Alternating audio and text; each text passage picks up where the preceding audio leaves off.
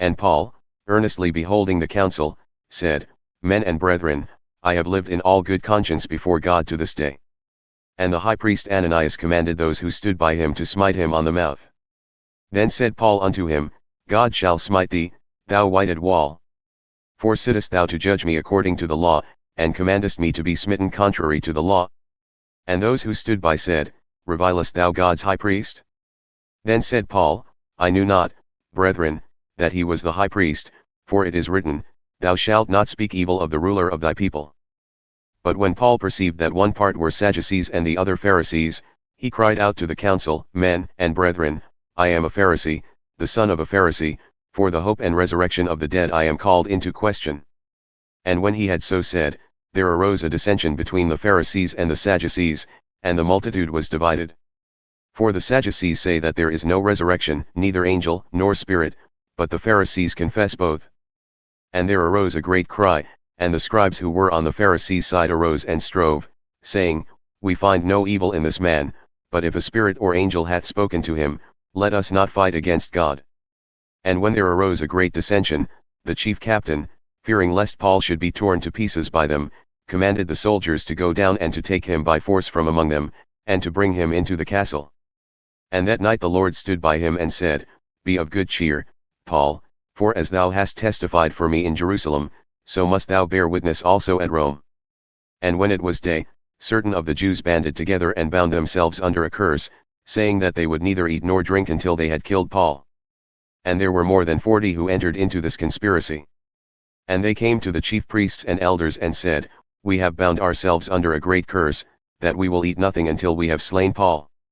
Now, therefore, ye, of the council, ask the chief captain that he bring him down unto you tomorrow, as though ye would inquire somewhat more thoroughly concerning him, and we, even before he comes near, are ready to kill him.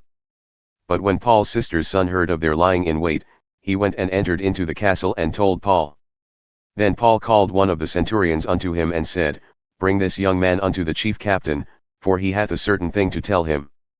So he took him and brought him to the chief captain and said, Paul, the prisoner, called me unto him and prayed me to bring this young man unto thee, as he hath something to say unto thee. Then the chief captain took him by the hand, and going aside with him privately, asked him, What is it that thou hast to tell me?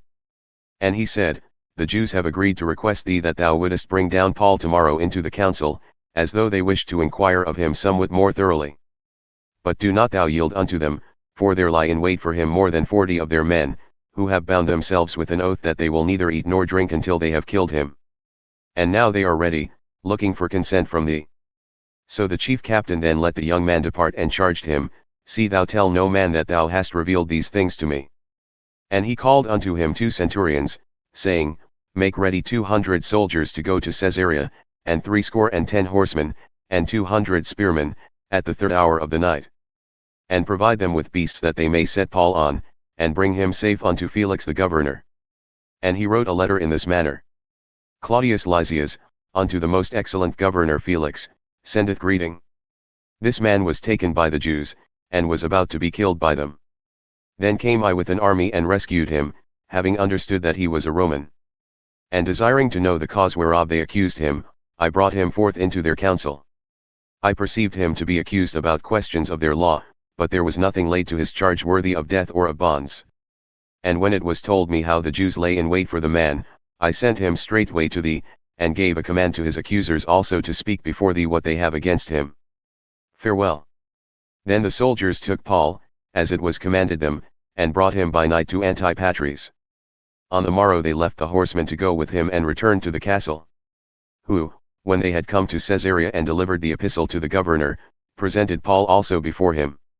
And when the governor had read the letter, he asked of what province Paul was. And when he understood that he was from Cilicia, he said, I will hear thee when thine accusers have also come. And he commanded him to be kept in Herod's judgment hall.